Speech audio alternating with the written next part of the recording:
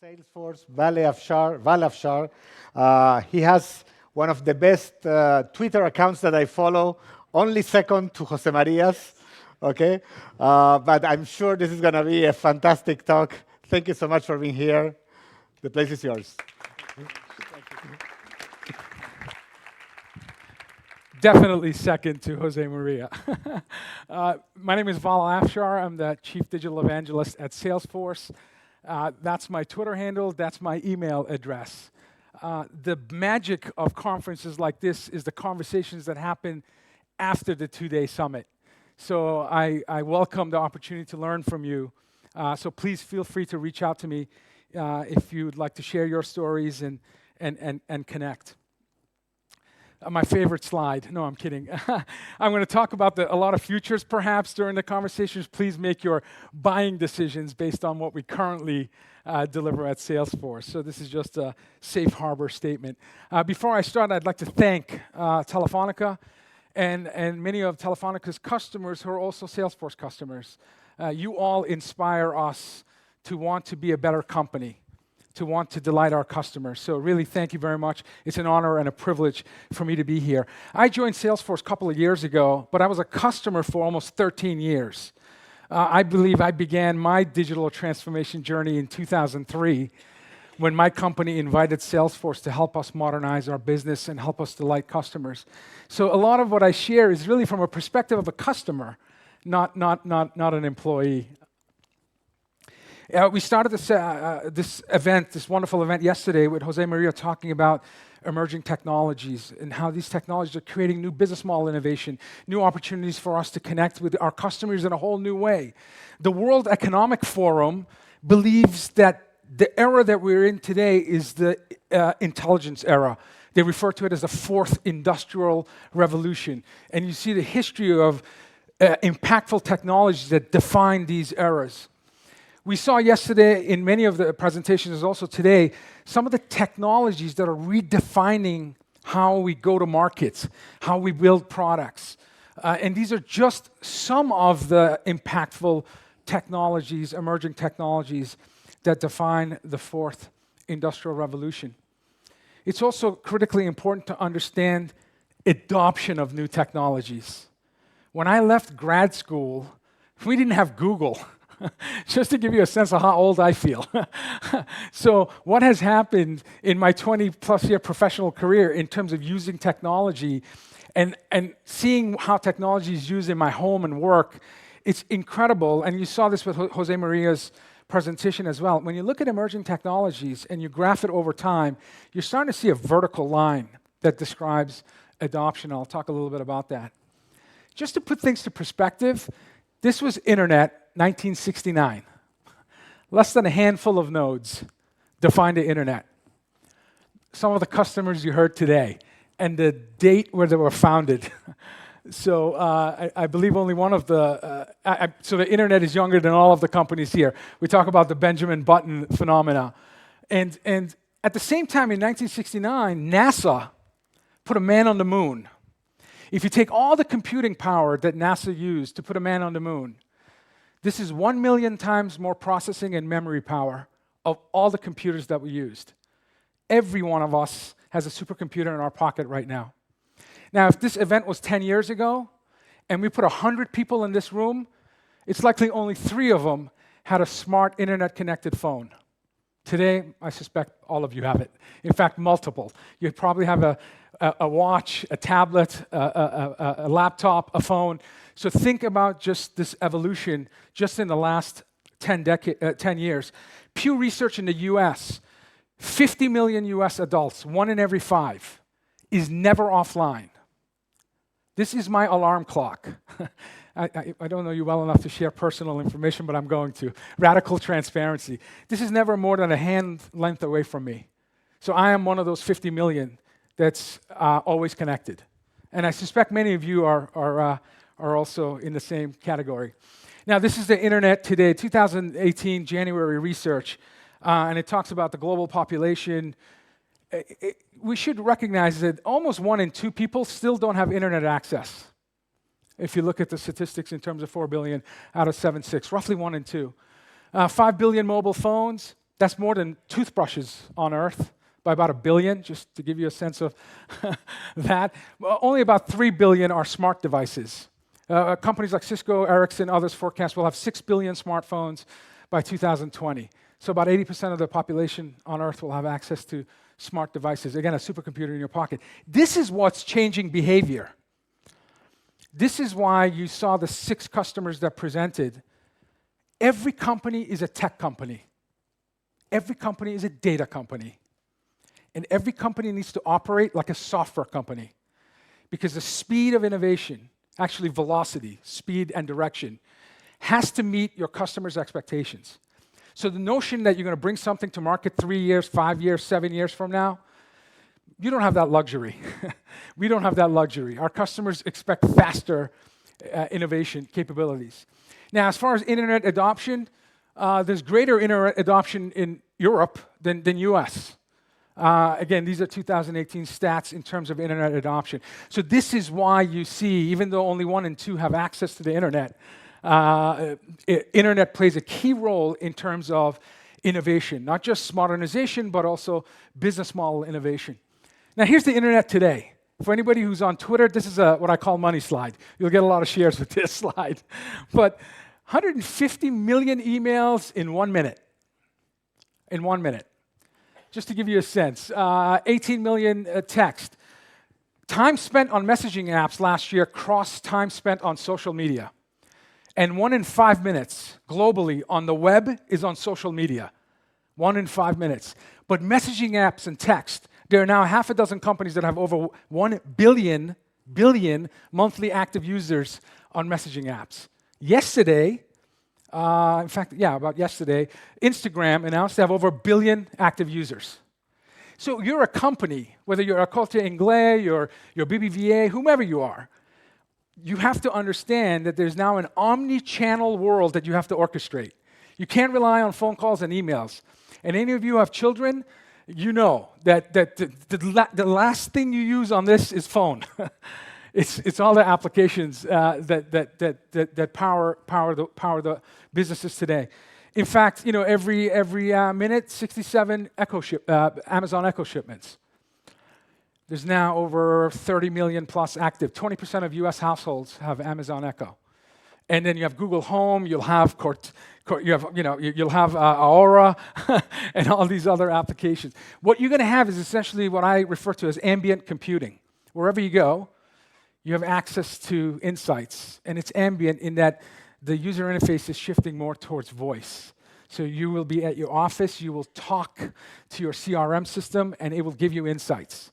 And just like you are at home with whether it's Echo or Google Home, or with Siri when you're driving to work, and so on and so forth. So this is the internet today. Last year, 1,200 billion photographs taken. So when we talk about bandwidth and we talk about importance of connectivity, for all the photos taken from beginning of humanity to 2011, that's less than what was taken just last year. And understand that vast majority of those came from mobile devices. So this is the world that we're in. We're sharing constantly. Yesterday, I video streamed Jose Maria's keynote. 6,500 people watched his keynote from my phone sitting there. I'm streaming video. Every one of you could have done that on your social platforms. But the fact that 30 times the people that are in this room watched his keynote live, and they were commenting, and they were engaging, and they were sharing, that's the world we're in. That's why connectivity is key to success. Your network is a business strategic element in terms of your survival. It's no longer plumbing. Any business that looks at network as plumbing is a business that's losing market share, because they don't understand fundamentally everything begins with the network. I spent 20 years selling networking technologies before I joined Salesforce. So I appreciate what Enrique and others are doing in terms of the first and second platform, because it's critically important for companies to compete in the future. Now, there are whole other new ways that people are connecting, and the velocity is unprecedented. I put this slide just because I'm looking for more Twitter followers, but a couple of weeks ago, we saw a student at MIT. He would just think about answers to questions the answers and questions would be digitized, converted to vibrations in the back of his ear, and he would answer. The user interface was his mind. He was surfing the web with his mind. There are World Economic Forum studies that say in 5 years, you can have your thought to text on your phone. So just think about typing, swiping, talking, an amount of bandwidth you need in the very near future where you just think about the answers and you have access to information. Contact lenses, patents at Sony, Samsung, Google, but the fact that you can blink and record. You can blink and have information provided to you. In fact, I'm wearing them right now. I'm recording all of you. No, I'm kidding. But think about the bandwidth where now you have smart wearables where you can have access to video streams and information through your contact lenses, not just the smart glasses. And of course, countries and organizations talk about mass personalization at scale. And by the way, this is why Jose Maria ended talking and emphasizing so much about trust. China has announced by 2020 they will give a social score to 1.2 billion citizens, all their citizens in their country. Think about the scale and the contextual intelligence and the horsepower of machine learning and AI that's required to be able to do that. This is why your core values and guiding principles have to be critically important as business, because we have access to technology that can allow us to create incredible personalization, but it's important for us to be able to have radical transparency as we include these technologies and capabilities. And you saw Chema talk about the different capabilities, and he had morals as one of the capabilities and functions that made up the overall architecture of Aura. Now, so we talk about all of these capabilities, the new ways to connect. This is IDC data in terms of data produced just 10 years ago at 0.1 zettabyte to projection of 2024 to 163 zettabytes. And look at the compound annual growth rate of this data. And Google zettabytes and see how many zeros there are after that. It's a big number. And this is why every company is a tech company and every company is a data company. Because ultimately, if you look back 10 years ago, at the most valuable companies in the world, there was only one tech company, mostly oil companies that made up based on market cap value. Today, 7 of the 11 most valuable companies in the world are tech companies. And I would argue all of them are software tech companies. And the real revenue comes from analytics and data. Now, the venture capital firm KPCB annually publishes the Internet Trends. Mary Meeker, a partner there, produces the Internet Trends. Here's the growth of Internet penetration from 2009 to last year. Here's Wi-Fi networks. It's asymptotic. It's incredible Wi-Fi connectivity. Mobile video usage. And you see number of minutes used, and it's now up to 40 minutes per day on mobile video. It's incredible. And then messaging apps. I mentioned Instagram crossing 1 billion. There are a number of messaging apps that have more than 1 billion active users. Think about how you market, how you sell, how you service. If you're not building an infrastructure that scales and looks at modern ways of communicating to your customers, you're going to lose market share. Your competitors are going to win. But in order to be able to scale at these levels, you have to have an ability to partner with companies that have demonstrated years, 94 years to be exact, of building to scale, building intelligence. And this is why the first and second and third layers of the platform is critically important for the fourth platform at Telefonica to be successful. These trends are unbelievable, and every company has to be aware of these trends. Now, there are new business models that are emerging because of these trends. If you look at voice accuracy, you saw this in Jose Maria's presentation, we are at 95% accuracy. We've reached human-level intelligence in terms of voice recognition. Now, companies like Amazon, who are shipping north of 30 million Amazon Echoes and Alexa at this point, and the skills, 2 years ago I think it was 500 skills. You're looking at tens of thousands of skills. Companies are adding skills to the ecosystem. So having an open ecosystem allows you to create capabilities on top of existing skills. So what that means is you'll see e-commerce trends. Right now, there are countries that have 20% of all retail revenue come through e-commerce. This is a $1 trillion market when it comes to e-commerce. Now, when you think about voice-activated and a frictionless opportunity for you to purchase when you're at home, when you're driving, when you're at work. So Natural language processing, voice-activated digital assistants, they will completely disrupt the retail industry. Completely disrupt the retail industry. And this is why Amazon's market cap is greater than the top 20 biggest retailers combined. It's the technology that's enabling these new business models. So you think about Uber, think about Airbnb, think about Netflix, think about Salesforce. These are companies that leverage technology in a whole new way and are now market leaders in their space and are considered the most valuable companies in the world. So another unbelievable stat for me was that 85% of the time people find and search new products, it's Amazon and Google. So again, you have to think about how do you integrate your technologies when almost 9 out of 10 people start searching for new products on those platforms. And this is why it's important to understand ecosystems and partnerships. And you saw throughout the last 2 days how Telefonica and other successful companies are working as a team to create offerings and bringing them to market. So customers are connected. We all understand that. You heard this throughout the last couple of days. But there is a digital divide that exists. And according to Deloitte research, only 15% of companies feel ready for the fourth industrial revolution. 85% of companies are not leveraging Internet of Things. They're not leveraging machine learning. They're not leveraging cloud, mobile, social. Many companies I call are digital immigrants. They weren't born in the cloud. They weren't born social. They weren't born mobile. And then you have digital natives, companies like mine that was born in the cloud, mobile, and social. And so it's important to understand the legacy debt you have. It's important for you to break things. I think the most dangerous phrase in business is if it's not broke, don't fix it. Break things. Because what you're doing today is not likely a differentiation for your company moving forward. So we have to, as technologists, as successful companies, help the 85% that feel that they're not ready for the fourth industrial revolution. When I say ready, a lot of times it's culture, people, process, and lastly, technology. Even if they fundamentally believe the technology is important, they don't have the talent, they don't have the trust, radical transparency, they don't have the safe environment for people to experiment. I love last session where the chief innovation officer brought 6 startups on stage.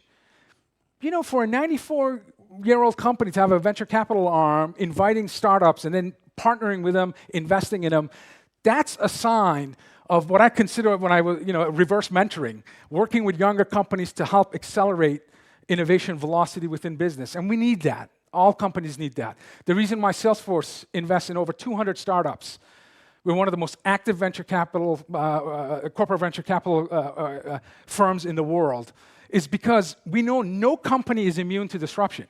Every one of us can be disrupted. So we have to understand what's happening in the market. And we need to not think that, just because we're market leaders, that we can rest on our laurels. So internet companies, here are the 20 worldwide most valuable internet companies. The first 7 that are listed there also happen to be 7 of the 11 most valuable companies in the world. This is why I say every company is a technology company, every company is a data company, and every company needs to operate like a software company. And that's what I see in the last 2 years with Telefonica. The announcement of Fourth Platform at the Mobile Congress 2 years ago, it was fascinating to me that a company comes and they lead with message of cognitive platform. They lead with software message. That's what companies need to do in order to compete in the future. Here's Salesforce. We're at number 12. It's likely we'll be higher on this list maybe next year when it's published. But an internet company, and this is an opportunity for me to talk a little bit about Salesforce. It's a growing company. It's actually the fastest software growing company to reach 10 billion. By this fiscal year, our projections is $13+ billion. So we have the fortune of growing strong. What we're most proud of is we were named the number one company to work in the US. We were named the most innovative company in the last decade. We have a history of philanthropic initiatives, but our success, our growth, is a direct correlation of our customers' growth. If our customers aren't growing, we're not going to be growing. And growth is one of our core values, and we define that by our customers' growth. Now, we're the market leader in CRM, which is, again, it's an honor. We thank you for helping us grow the company, and we continue to be inspired by you. Law of numbers. No matter how big you are, how successful you are, there are always more smart people on the outside than on the inside of your company. So if you want to grow your company, start listening loudly and have events like this and learn. So our growth is completely correlated to the fact that we have amazing customers and partners that teach us every day. The economic impact of Salesforce has also been recognized. This is IDC projections that will create 3.3 million new jobs by 2020. Last year, the 10 most popular jobs, 2 of them were Salesforce. 500,000 people applied last year to our company. And we continue to impact the overall health of our communities that we serve. There's projections of 859 billion GDP impact just in the next 3.5 years. So doing good and growing are, you can do both. You can do both. So this is your culture and who you bring onto your company, your soul, your purpose, your vision. That's really ultimately the most important thing in terms of having a successful business. We are the #1 B2B, B2C platform, CRM platform. We saw yesterday our Telefónica Brazil talk about adopting the Salesforce technology for both B2B and B2C, and there's a lot of capabilities here, but what's important is we're 19 years old, and we're a platform company from the get-go. Over 3,000 companies build solutions on our platform. We have the largest enterprise app store in the world called the App Exchange. So it's the direction of all companies need to be thinking about an ecosystem platform and enabling other technologies based on your solutions. Certainly, the strong first, second, third, fourth platform at Telefónica is a fantastic baseline, and you heard many of the customers before me talk about platform for businesses to grow. And the reason I'm excited, the reason my team is excited partnering with Telefónica is we have an incredible platform opportunity for businesses. Now, when we talk about data and analytics, it's important to realize that we're now doing, in a 24-hour period, over 2 billion machine learning predictions for our customers. This is just one day in our life. 8 million cases are logged in our services cloud. We have over 150,000 customers that contribute to this. The point of this slide is to understand the volume of data on a daily basis and the amount of analytics you need so that you can derive insights to your customers.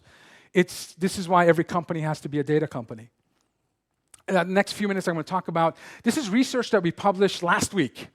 We surveyed nearly 7,000 consumers and business-to-business buyers, asking about what they expect in their buying process, in technologies that they use. Now, the survey, most of the respondents came from Europe. You see the yellow area here. So that's the #1 source of insights for the survey. 4 takeaways that I'm going to share with you. Expectations at an all-time high. 80% of the respondents, nearly 7,000, said the experience with a company is as important as the product and the service. So if one takeaway from this session, the experience is the product, is the service. And 51%, which should be alarming to all of us, so 1 in 2 don't believe the company is delivering the experience that they expect. 1 in 2 don't believe that we are doing a good job. 1 in 2. This is why digitization is critically important. Now, almost 6 out of 10 went to a competitor because of poor experience. That's scary. But almost 7 out of 10 say they're willing to pay more if you give them better service. So it's an opportunity for us to not only delight our customers, but really think about the value we're adding and making sure that there's a mutual benefit there. But the fact of the matter is 1 in 2 don't think we're doing a good job. So there's an opportunity for improvement. Now, this was mentioned with Jose Maria, Enrique, Chema, all of them. It starts with how connected you are. In this survey, the 3 currencies in the digital economy is connection, it's personalization, and how fast you deliver service. So, yeah, maybe the first and second platform isn't as sexy as the fourth platform, but trust me, if you don't have the connections, none of it matters.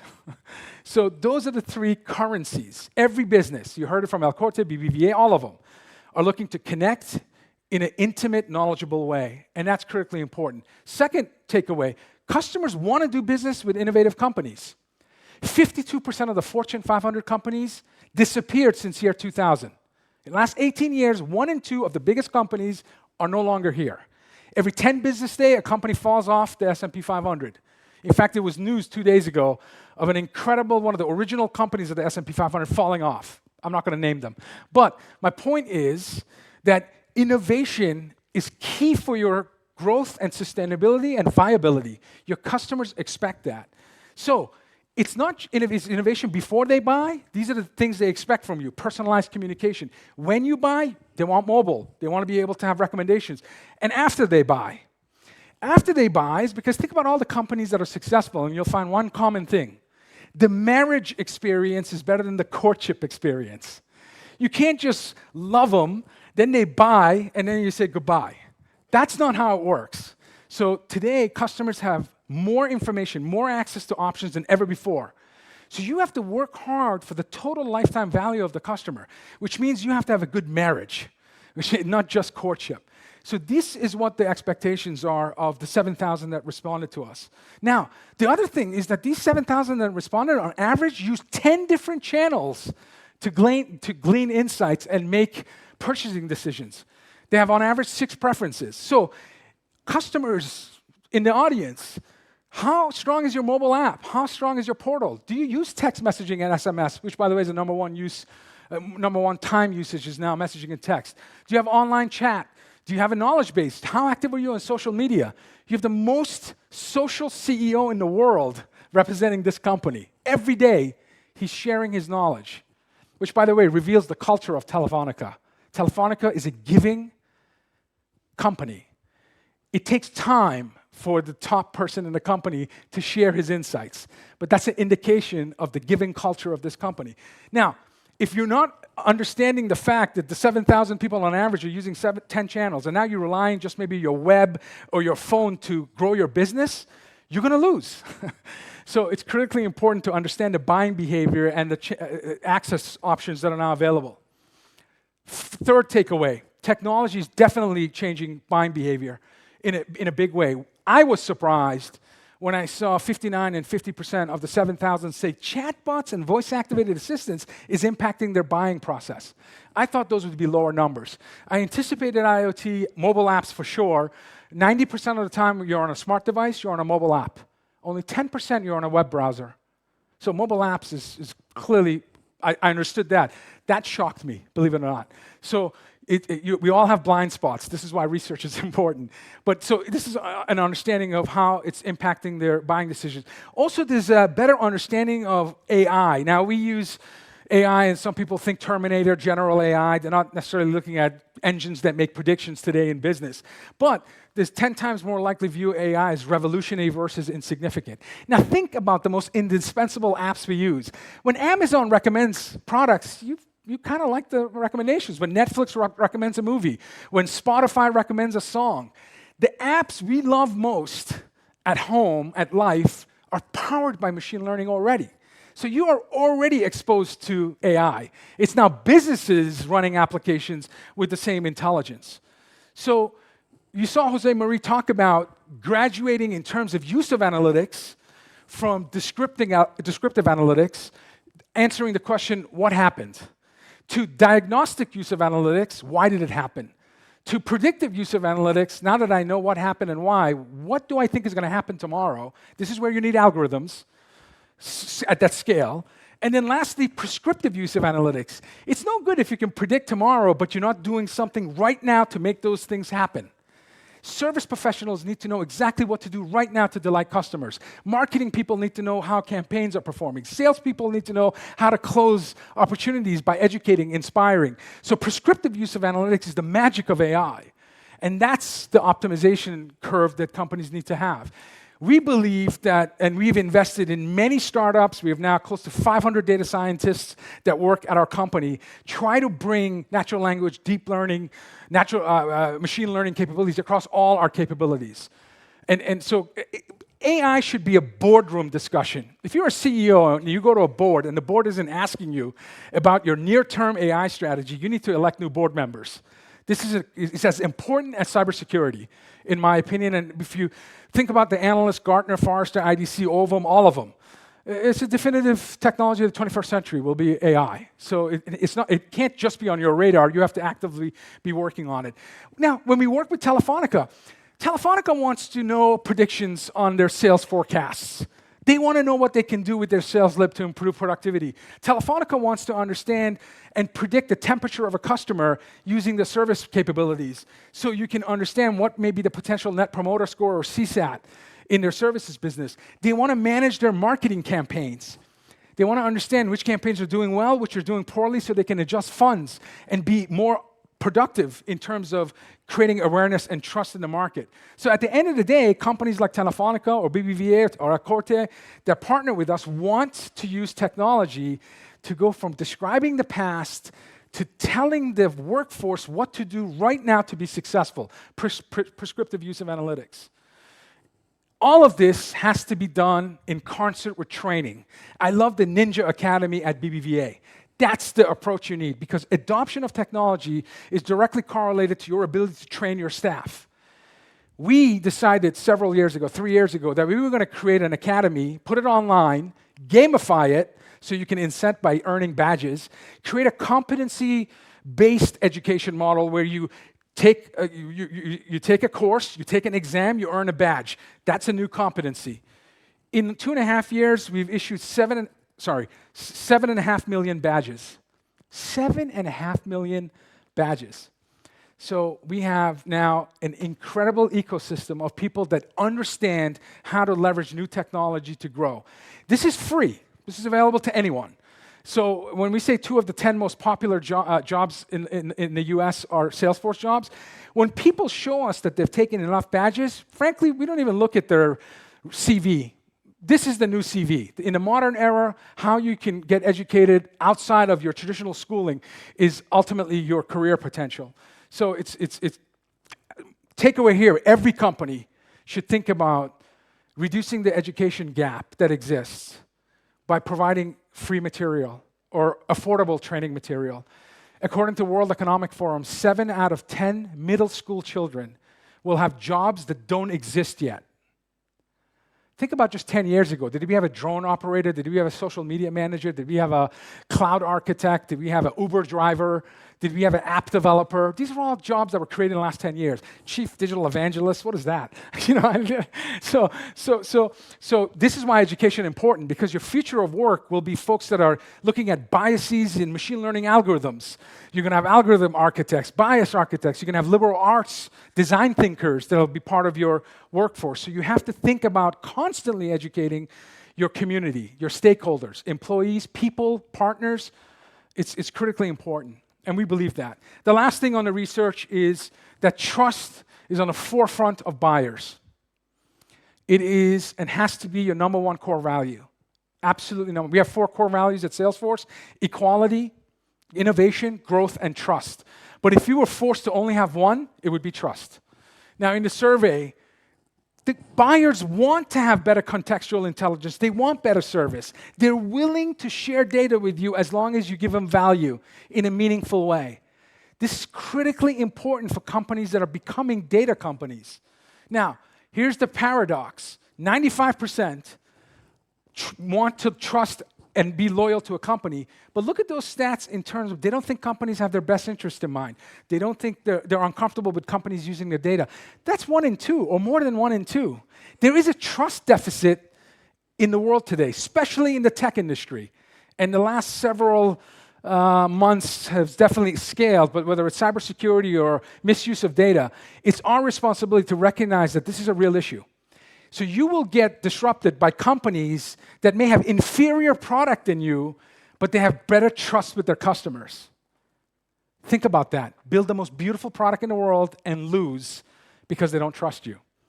So how do you gain their trust? The 7,000 people in this research said, explain how the data improves their experience. Ask permission to use the data. What did Jose Marie say last when he ended his keynote?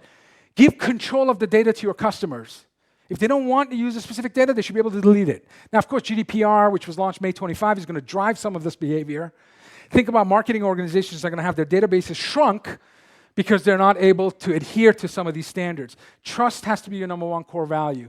Here's the state of the connected customer. You can get that. You can certainly reach out to me, and I will send it to you. I've written a number of articles about the new CIO mandate, what it means to earn trust. So I'm happy to share. I've written 4 or 5 articles about just this research because it's a 50-page research. There's a lot there. But I think it's a really important document for you to review. So one takeaway was the customer experience is the product. So the last thing I'm going to talk about is scenario planning at Salesforce when we think about experience. Now, we did some internal research looking at some of our thought leaders, futurists, innovators, architects, invited a very small group of customers to help us understand some of these technologies and impact on the customer experience. We tried to graph what we think are high-impact emerging technologies in the next 1 to 2 years versus long-term impact and some wild cards. Frankly, some technologies that we have to do more due diligence to understand use cases and impact. And you don't have to hurry to be the first to market. Remember, Google was the 21st search engine that came to market in 1998. So, there are certain technologies where we are purposefully taking our time to understand how much investment we need to make behind these technologies. One thing we saw, this emergence of digital assistant ecosystem. And who will it be? There's certainly companies listed here and more companies that will be added that have aggressively come to market with products with large adoption numbers in terms of digital assistants. So when we think about just, for example, one of them, Amazon, I mentioned 1 in 5 households now have Amazon Echo. But there are other players that are in this space, and they're actively investing, and they have products, and they have great number in terms of adoptions. We look at the usage of these voice-activated digital assistants. How are people using it? Where are they using it? Why are they using it? When you think about design thinking and you think about the customer experience, you have to think about outside in. So you have to research in terms of use of technology in order to create a frictionless, more beautiful product. So there's one thing that we see here is they learn your preferences, they exploit the network effect, and they increase switching costs. These are what we see as characteristics of digital assistants. We also see that there's amazing capabilities right in front of us. If you saw the Google conference a couple of weeks ago, and you saw natural language processing in action where you have a robot talking to a human and you have no idea. You cannot tell the difference between, did it pass the Turing test? I don't know. It's very exciting, but it's also a little bit scary. But that's the capabilities of this incredible innovation velocity. Now, there's lots of technologies that will define the digital assistants. There are forces and factors, disruptors, regulatory regulations, but ultimately the experience. And convenience always wins. Time-tested design law, truth. Convenience always wins. So what we see is emergence of a new platform, a digital assistant platform.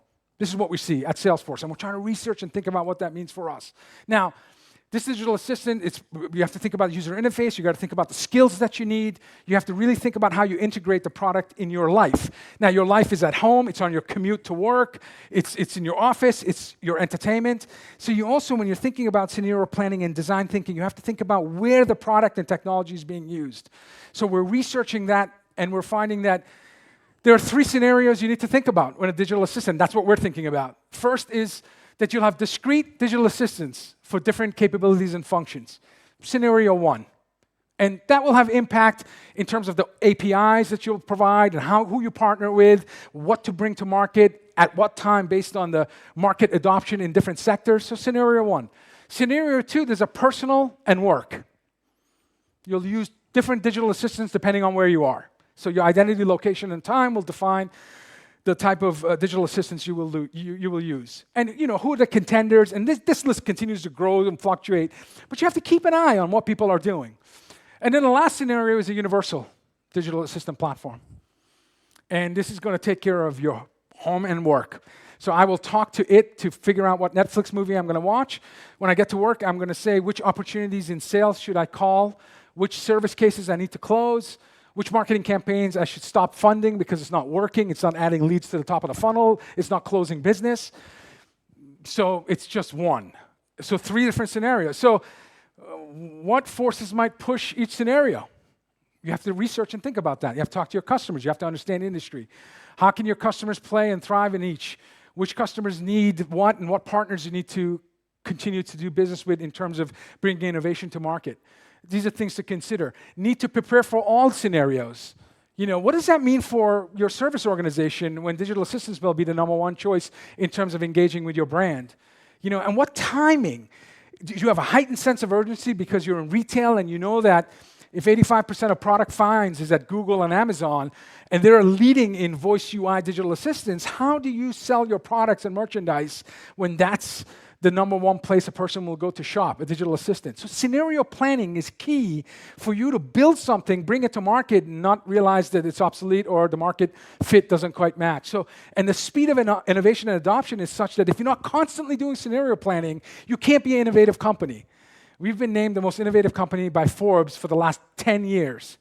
We always do intense analysis in terms of what we need to bring to market. And we try to share that with our customers and vice versa. So you do need pioneers, that Jose Maria said.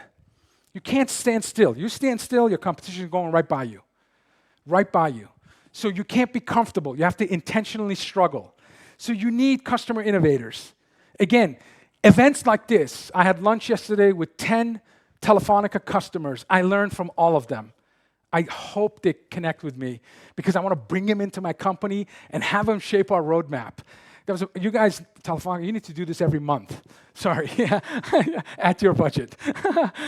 Technology disruptors, people that are willing to break things, people that have entrepreneurial spirit, and global shapers, companies that have global footprint. These are folks that you need to have in your ecosystem. So being a pioneer and trailblazer, and all of you in this room are that. If you're analyzing technology or your customers we heard from, you are pioneers. It's important to recognize that. Now, when a shoe company decides that the biggest store should be their .com store, and they go from $1 billion in revenue to $4 billion in revenue in about 3 years, using machine learning, personalization, mobile app. That's a beautiful example of really disrupting market. And if you look at the percent business growth, they're crushing the competition because they're a tech company that happens to sell apparel. They're a data company that happens to sell sneakers. So just an example of a trailblazer pioneer.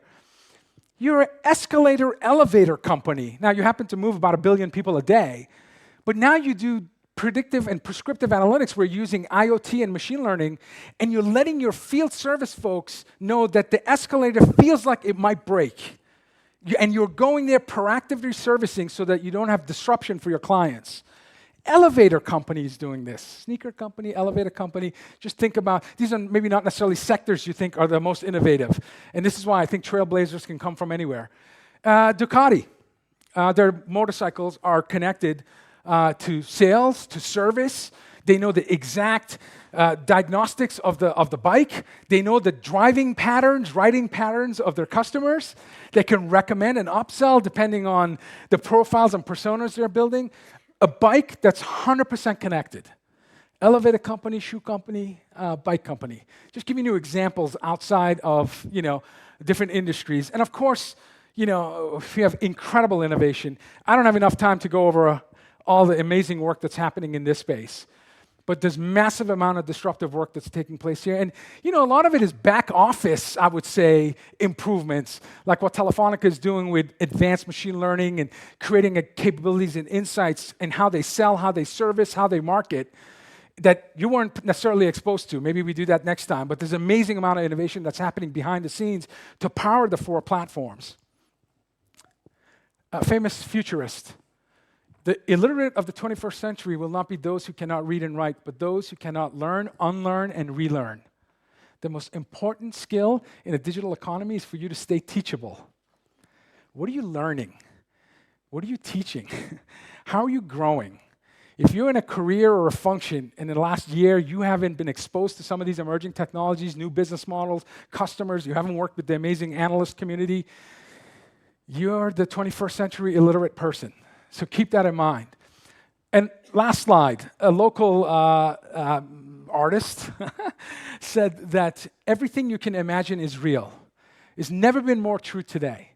Technology is not going to limit you from being a successful company. It's your culture, it's your people, it's your process, it's your strategy.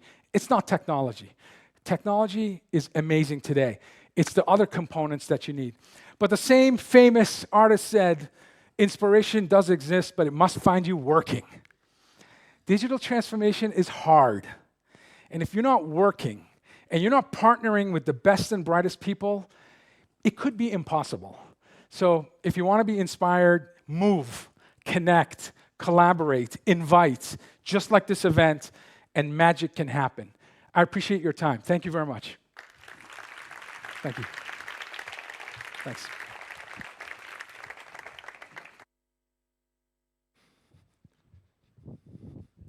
Thank you so much, Vala, for such an engaging and inspiring presentation.